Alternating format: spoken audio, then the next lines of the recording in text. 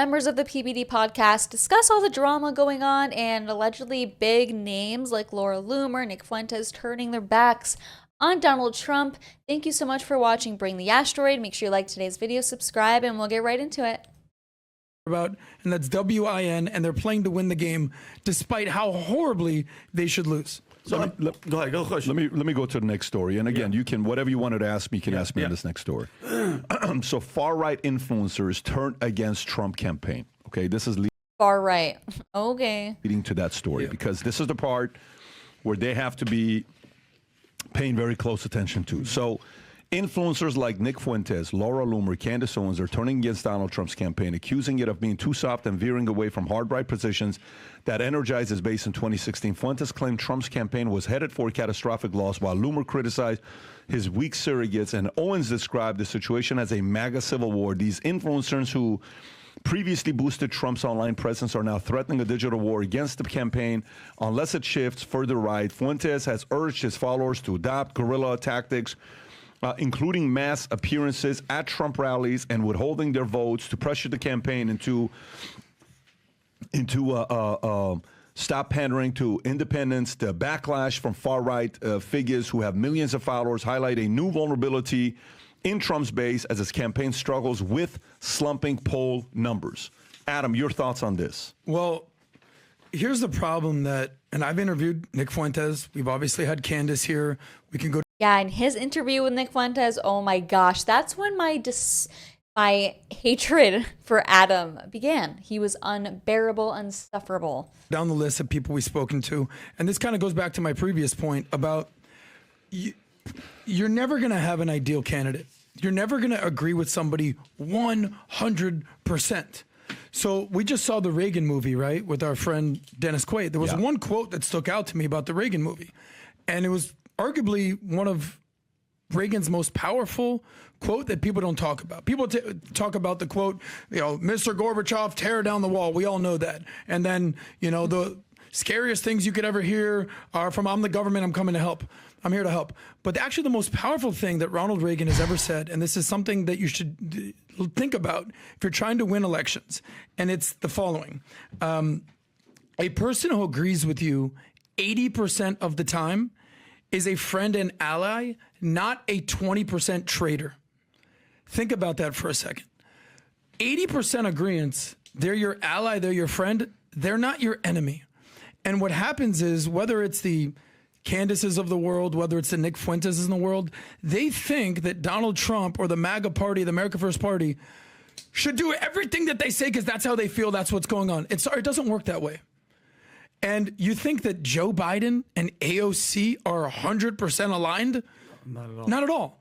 But they're willing to say, you know what? Yeah, I don't agree with you on that. I don't agree with that. But we have a common enemy, and that's Donald Trump. Whatever it is, we're going to get together. We're going to do this thing. What happens is, when you're so tethered to your principles, and there's zero exception of what you'll make in between. God forbid you're tethered to your principles. Thank you for proving yourself to be an unprincipled Jack ASS, okay? There's no room for daylight. So you have Nick Fuentes, who has been one of Trump's biggest allies. Candace Owens, Trump's biggest allies. Who was the other person that you said? Loomer, who I've met with, we spoke with. I hosted a debate with her against Dave Smith. I've never seen a more, in a positive way, delusional Donald Trump advocate. But by the way, she is very pro-Israel. And she's critical that Trump isn't doing enough. And then Nick Fuentes and Candace, if you haven't seen her, not exactly pro-Israel these days. No. So you have these people who are completely in MAGA world, 70, 80, 90% agreements with MAGA, America First, yet now they're basically saying, nope, we're out, we're off the ship. So what's your other choice? It's a binary option. So you're not going to vote for Trump? You're going to have all your groypers or all your people that are a part of your camp not vote for Trump? Tell me how that serves you getting Kamala elected. It makes no sense to me. So all you're going to do is fight an in-war, civil war within yourselves, and then just allow Kamala Harris to win the White House because you're not 100% aligned with Trump. I think is a horrible, short-sighted strategy. So, because I was going to ask you, when you were talking about earlier, Adam, about the Democrats and what they're doing, and Tom, we talked about their tactics. Pat, I want to ask you a question, and you, Tom. So the Republicans have what? Fox News and X, correct? Spaces, whatever. The Democrats have all mainstream legacy media: CNN, MSNBC, ABC, NBC, local news, Facebook, Instagram, TikTok, you name it. If you were Trump's campaign manager, because this is how the rules are set up. You're not going to change that, because the messaging, Adam, the reason that she's up is because she's everywhere. Every channel you see is Kamala. Fox, you see Trump, and Elon talk to him. What would you do as a campaign manager right now, PBD, to turn this whole thing around for Trump? Because obviously the numbers aren't lying. Influencers are turning. You know what I mean? He's only really out there in 2 spots, and Truth Social. What would be a tactic to get him out there more to kind of like quell that surge? So let's go through a couple things here. One, pull up Reuters report here, party affiliation among Muslims. Okay. So let's look at this here. Muslims on how they vote. Ready? 17% Republican, 21% no leaning, 62% Muslims are still going to vote for Democrats. Jeez. Okay? Wow. So you look at this, and why are they going to vote for Democrats? Because Free Palestine, and you saw the 100,000 people in the streets, whatever the amount of people were. I don't want to say the number. I read 100,000, but it was a lot of people in the streets of Chicago, protesting outside. By the way, in Milwaukee, nobody boarded up businesses. In Chicago, go look at how many businesses were boarding up their business just to say, we are doing it just in case riots, protesting take place. Okay, so guess what? When you look at that data with Muslims, what do you notice? You notice what? You notice a big percentage of them are not going to vote for Trump. Okay, tell me what Muslims coming out here right now trying to campaign for Trump.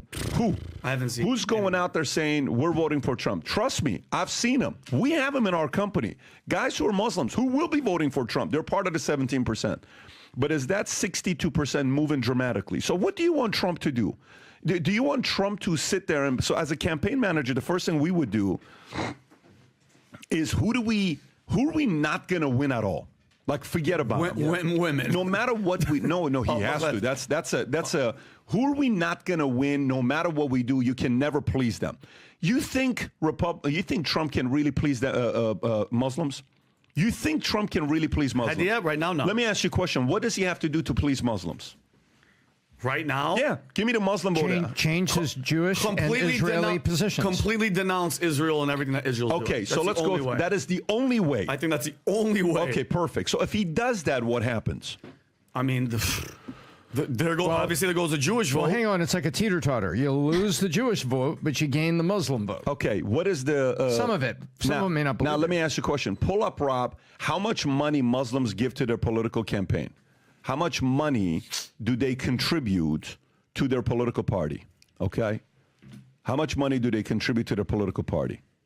Do you actually have the number? Like, if you be able to pull it up, like, because some people, like, total contribution to political party by religion. Let's see if we have it. By religion. Does that show up, part of religion? I want to know money. I want exact amount of money being given. Source of funds, and what I'm looking for is United Methodist Church, all this. Okay, so that's Open Secrets is talking about churches.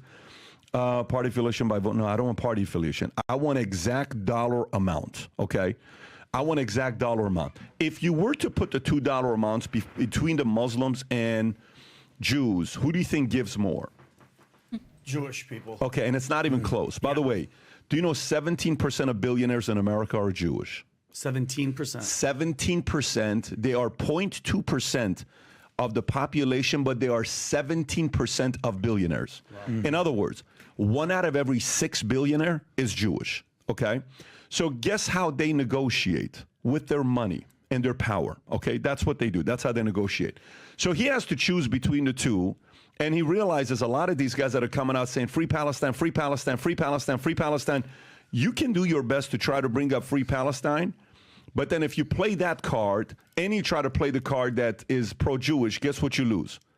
Guess what you lose if you try to do both? You lose both. Everybody. Yeah, so guess who experienced that? Okay, they are rambling about things that I honestly kind of was about to tune out, okay? So, yeah, I mean, once again, Adam proving himself to be an annoying, kind of woke lib. And very, he's one that will call anyone that criticizes the Jews anti-Semitic. comes after Candace later in this episode. It is a crazy episode. But yeah, I hope you enjoyed today's video. I'll see you next time. Thanks for watching Bring the Asteroid.